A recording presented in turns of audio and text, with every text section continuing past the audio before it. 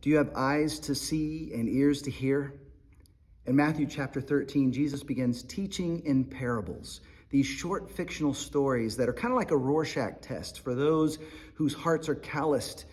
They don't fully get it. They're perplexed. But for those with a soft heart, open heart, they totally get it. One of my favorite parables is the parable of the soils. In fact, I've been trying to live the principles that Jesus teaches from that for the last 20 years, and even wrote a book called Fruitful for my kids and anyone who wants to become who God created them to be. I'll send you a free overview of that. Just go to my website and sign up for that. But there's also a parable about heaven and hell. We don't have time to dive into it now, but I am going to leave in the comments a message by Tim Mackey on that specific parable that will help you. And if heaven and hell and all of that really intrigues you or scares you or it's made you skeptical, let me just say, whatever you heard growing up, it's probably not what the Bible actually teaches.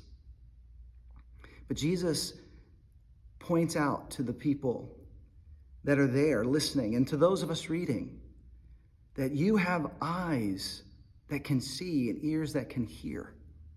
Unlike the religious Israel that Isaiah rebuked for having calloused hearts. He also says that we have access to something that the prophets and the righteous of long ago wished they had access to, and that's the kingdom of God. We have access to the Spirit of God in our hearts and lives to bringing more of heaven to earth when we choose to follow him. But we have to be willing to listen and see what he has for us.